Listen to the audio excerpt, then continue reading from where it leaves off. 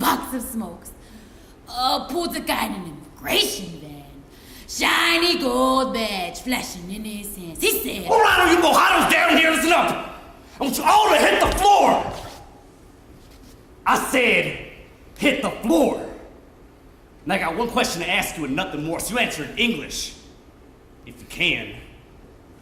Where were you born? Where was I born? That's right, I said, where were you born? Hey, are you one of those dudes that do horoscopes, man?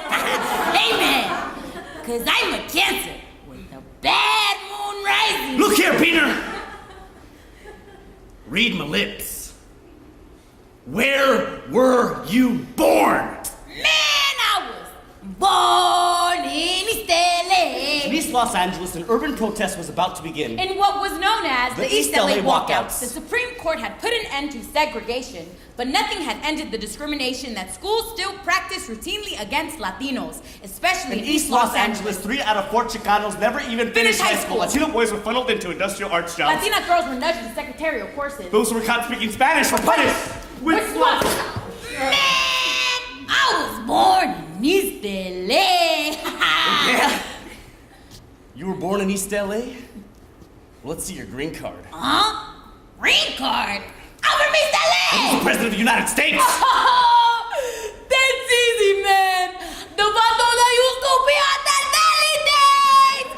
John Wayne! All right, come on, let's go! No, I'm from East LA! Yeah, right. You're getting deported. Wow, man, I was born in East LA.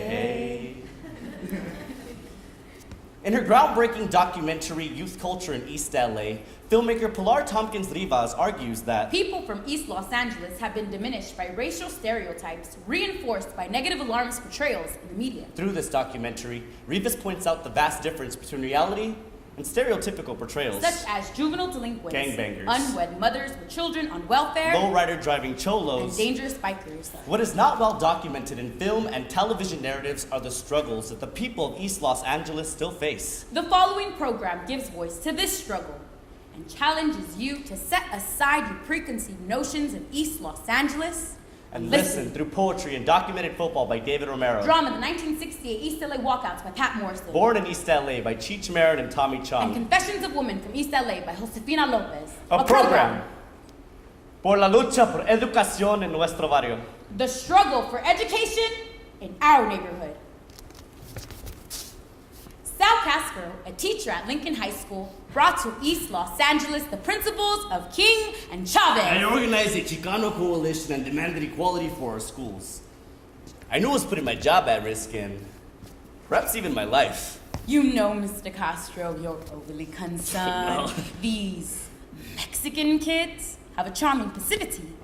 You don't really want to change that now, do you? The last straw for me came from a Times Magazine article describing life in East LA. Stereotypes that went unchallenged, even by Latino leaders. East LA is nothing but rollicking cantinas with the rat-tat-tat lowriders cruising down the boulevard and the smell of wetbacks, cheap red wine, and Greasy tacos? No, that was insulting like a son of a bitch. I had to take the upper hand. Sit in! Walk out! Get up! Fight back! Sit in! Walk out! Get up! Fight back! By early March of 1968, More than 20,000 students from 5 East LA schools, Lincoln, Garfield, Belmont, Wilson, and Roosevelt walked out. It was the first massive protest by Mexican Americans against racism in the history of the United States. And the police just went in yelling at us. You dirty space! Went in and started beating on us viciously. You dirty Mexican! Who do you think you are? This is the most gutless act the LA City schools have ever been involved in. When life throws everything at you, Don't drop the ball! Go for the two! Say it! Hey! A brown quarterback's fingers tight around the tight laces of football. Roosevelt versus Garfield. They meet today upon an annual battleground where local legends spout rivalries in defensive and offensive formations. Upon this old field in this dirty stadium, football sounds alive. Like it's a pride. And history. And the a documented football in East LA. Survey. Walk out. Protest. Strike. Survey. Walk out. Protest. Strike. After 5 days of walkouts, the school board bowed to pressure and met with parents, students, and Sal Castro to review the demands. But the board did nothing. No new classes, no new teachers, No new The schools. walkouts, to all appearances. Had failed. The feeling of failure was compounded 2 months later when I and 12 of my students were arrested for conspiring to incite the walkout. Each faced 66 years in prison. So another series of protests were staged by students. And in June 1968, the East LA 13 were released on bail. The school opened again in the fall, but Castro was not at his teaching post. The board had refused to reinstate me at Lincoln High, where I taught for 6 years, because I was an accused felon. Next thing you know, I'm in a foreign land! people talking so fast I couldn't understand. I want to go back to East LA. Wish I was back in East LA. I'm a lowrider vato from East LA. Roosevelt is in motion. Number 42 McDowell was with them, crossing the line of scrimmage, clad red and yellow. His muscles tell a story. Miguel has always Been running from La Migra, Las Placas. Everyone who wants to stop him, ask him. ¿Dónde están los papeles? Where are your papers? Miguel was too fast, though. How fast? Too fast. Too fast for borders, laws, checkpoints, and dogs. Too fast for fences, ditches, detention centers, and walls. Definitely too fast for full unfortunate to be ganging up on him now. Through it all, under the glare of the stadium lights, through all the cheering, booing, chanting, and screaming. And through the maze of players like a gleam of holy light. Miguel's vision is clear. He loves this game so Ahorita es el much. tiempo de nosotros. Now is our time.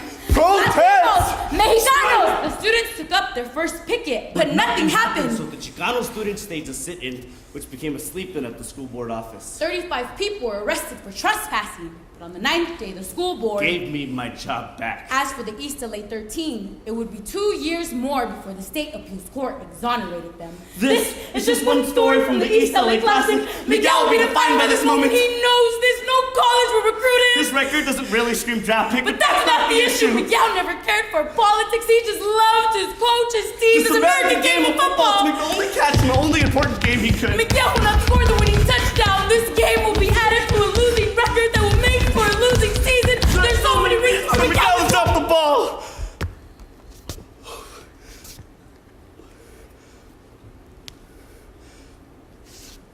To walk out of this stadium, just another statistic. A poor, faceless, undocumented student wishing he was back in East LA. Some across the stream, back like a sardine. all day in the burning sun. Now I know what it's like to be Mexican. Cause I was back in East LA. There's so many reasons for Miguel to drop the ball. So as it spirals towards him, carrying the weight of a future unfathomable, he thinks to Don't himself, dump the ball! Don't dump the ball so So he he catches catches it. Like how he catches his diploma. Like how he catches his degree. like how he catches the hand of his high school sweetheart, and they cross that goal line of that threshold together.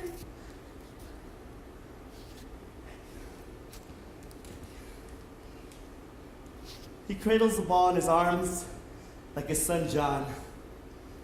Firstborn Firstborn legal. Firstborn free. To pursue his dreams. And not always have to be running. This is just one story from the East LA Classic. Roosevelt versus Garfield. Just one more game for Miguel.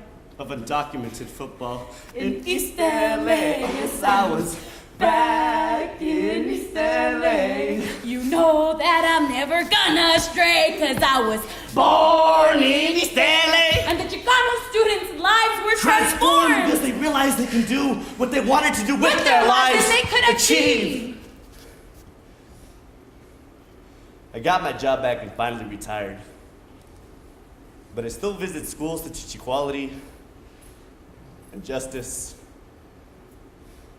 And the most important lesson I teach is there's only one race, the human race. Viva la raza!